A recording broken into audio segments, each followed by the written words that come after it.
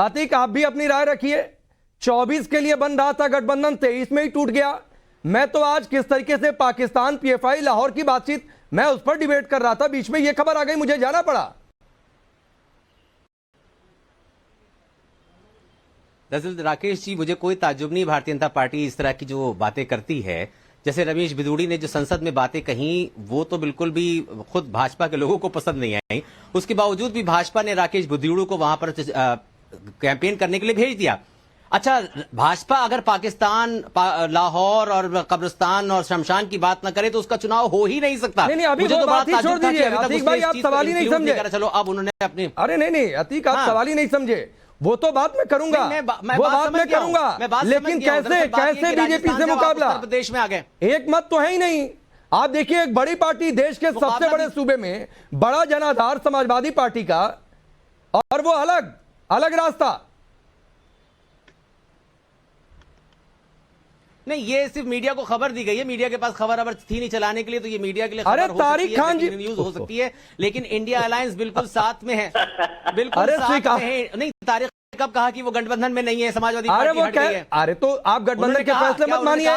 उन्होंने कहा कि पुनर्विचार करेंगे चुनाव के बाद, यानी फिर से मिलकर बैठेंगे, देखेंगे गठबंधन करना है कि नहीं करना है। नहीं, किसी से पुनर्विचार का मतलब क्या होता है? डिक्शनरी खोल दीजिए। बॉन्ड तो साइन नहीं कराया गया था, एक सहमति से बात बनी थी। अब समाजवादी पार्टी को नहीं पसंद आ रहा है तो उसने कर दिया, कोई बॉन्ड तो नहीं भरवाया गया था। ठीक है, कोई बात नहीं, उनको लगता है हमारी राजनीति में जो है हमको स्टेट इलेक्शंस में जो है ये नीति अपनानी चाहिए, तो उन्होंने स्टेट इलेक्शंस में ये अपनाई। जैसे भारतीय जनता पार्टी ऐसे तो गौ की बात करती है, गाय की बात करती है, केरल में कहती है कि आप हमें अच्छा सा वोट दीजिए, हम अच्छा गोश्त खिलाएंगे आपको। वहां पर हर आदमी अपना, कहते हैं ना कि एक मसौदा तैयार करता है, इलेक्शन के तौर पे नारे देता है। नहीं, इसी तरह हो सकता है। एक कहावत है, पार्टी ने भी अपनी स्ट्रेटजी, एक कहावत है, गठबंधन में कोई मोहम्मद अतीक, जरा तारिक खान इनको दुरुस्त करिएगा। इसके मतलब क्या है? पुनर्विचार की बात, हम अलग हो गए, लेकिन एक कहावत है मोहम्मद अतीक, और कहावत है दिल बहलाने के लिए गालिब ख्याल अच्छा है। तो आपकी वही हालत इस समय कि दिल बहला रहे हैं। मैं अपनी पार्टी का स्टैंड क्लियर करता हूं। देखिए, अखिलेश यादव साहब ने क्यों कहा कि हमको ये चुनाव स्टेट वाला साथ में लड़ना चाहिए? सुन लीजिए भाईजान, सुन लीजिए। इसलिए कहा क्योंकि अभी हम एक दूसरे के खिलाफ हैं और 4 महीने बाद कहेंगे हम लोग दोस्त हैं। इसको कहते हैं इर्रेशनल बात, जिसको डाइजेस्ट करने में जनता को दिक्कत होगी। ये बात अखिलेश यादव साहब ने रखी, सार्वजनिक पटल पर रखी कि ये बात कैसी है। अगर ये मुझे पता होता तो मैं इतनी मीटिंगों में जाता ही नहीं। यही बात हमने कांग्रेस से भी कही कि भैया ऐसा है कि अभी हम लोग एक दूसरे को उल्टा सीधा कहेंगे और 4 दिन बाद कहेंगे आओ हम लोग गले मिल रहे हैं, दोस्त हैं, कोई बात नहीं। ये बात जनता को डाइजेस्ट नहीं होगी। इस बात को अखिलेश जी ने समझाने की कोशिश की, ये लोग नहीं समझे और हमने बहुत देर तक कोशिश की। आप लोग सभी लोग जानते हैं कि किस तरीके से दिग्विजय सिंह ने भी कहा और वहां के नेताओं ने भी कहा सीनियर कि हाँ उनको बुला लीजिए, साथ में ले लीजिए। क्यों कर रहे हैं? लेकिन अब जब चीजें नहीं हल हो पा रही हैं तो हमें राजनीतिक परिस्थितियों में जनता की लड़ाई लड़ते हुए अपना रास्ता चुनना पड़ेगा। नहीं, आगे बढ़ता हूं। गलत संदेश नहीं मोहम्मद अतीक, वो अपनी पार्टी का संदेश बता रहे हैं, पार्टी का फैसला है वो बता रहे हैं। ये आपको नहीं समझ में आ रही है ये बात? नहीं, ये अपने वो आपके हिसाब से, मुस्लिम लीग के हिसाब से नहीं चलेंगे। तारिक खान नेता को इमेच्योर साबित करने की कोशिश कर रहे हैं कि उनको ये नहीं पता था कि ये सब होने वाला है। अरे आप पहले बात तो करिए अपने नेता नहीं से। समझ पा रहे हैं आप, अभी भी नहीं समझ पा रहे मोहम्मद अतीक। इसीलिए मैंने कहा कि दिल बहलाने के लिए गालिब ख्याल अच्छा है। आप दिल बहलाते रहिए, उससे नहीं कोई फर्क पड़ने वाला है। नहीं, मैं ये कह रहा हूं तारिक खान अपनी पार्टी के निर्देशों पर चलेंगे, मुस्लिम लीग के निर्देशों पर नहीं चलेंगे। ये बात आप समझिए। सुनिए, और वो आप नहीं समझ पा रहे हैं, लेकिन फरहान बोलिए। सुना करिए, आप सुनते नहीं। सुनिए, मैं बहुत सुनता हूं। आपने जो शेर सुनाया है उसके बदले में मैं कहना चाहता हूं कि बुलबुल की अतड़ियों में रगे गुल की फांस है, मिसरा विसरा कुछ नहीं, फकत ठूस ठास है। आपका शेर बिल्कुल वैसा ही है, आपके शेर में कोई दम नहीं है। आप जो कह रहे हैं को मिलाने के लिए कांग्रेस और कांग्रेस के साथ में जो गठबंधन है वो आगे बढ़ रहा है। क्या ठीक है, वो एक और अवनीश जी ने सुना दिया कि पूत के पांव पालने में नजर आ जाते हैं, तो गठबंधन क्या आगे बढ़ेगा? आज ही टूट गया। फरहान आप कुछ बोल रहे हैं? देखिए अब यहाँ राकेश भाई सब बड़े हो चुके हैं। भाई चुप कराइए। अच्छा सुन लीजिए फरहान को सुनिए।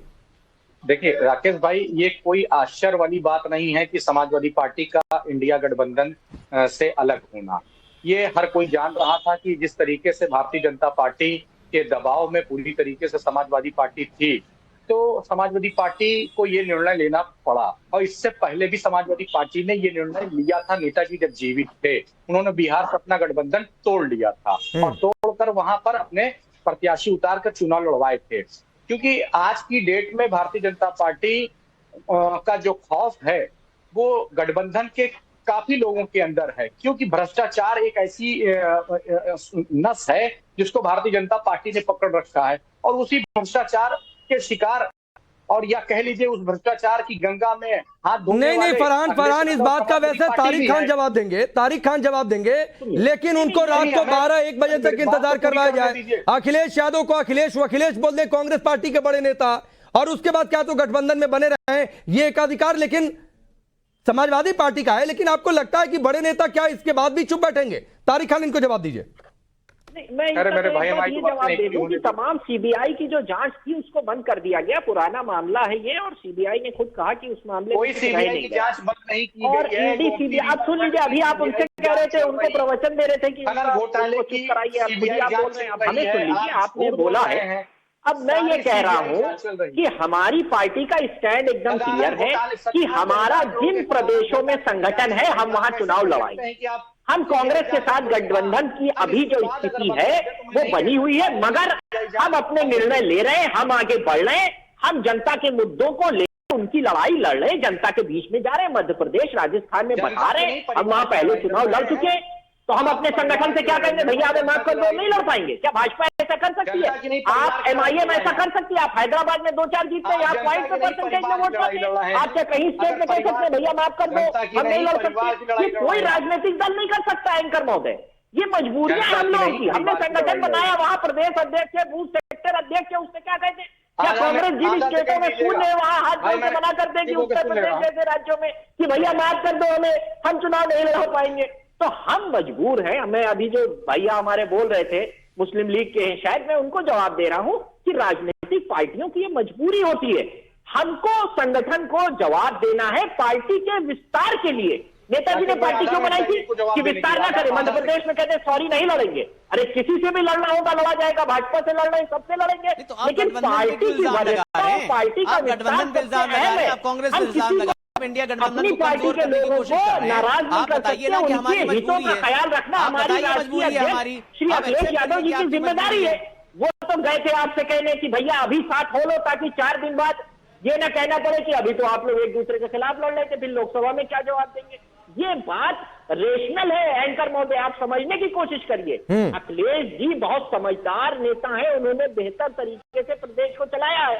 वो कांग्रेस को एक बहुत बेहतरीन बात समझाना चाहते थे कि बैठ के इस चीज को समझो, मगर इनका प्रदेश का नेतृत्व सुनने को नहीं तैयार है। और यहाँ वाले तो छोटे मियाँ बड़े मियाँ, सुभान अल्लाह, यहाँ के प्रदेश अध्यक्ष, मुझे खासा एतराज है उनके ऊपर। उन्होंने तो सारी हदें पार कर दी, न जाने क्या क्या कहने लगे। अरे भाई हमारे पास भी नेता है, हम लोग अभी छोड़ देंगे तो न जाने आपका क्या होगा।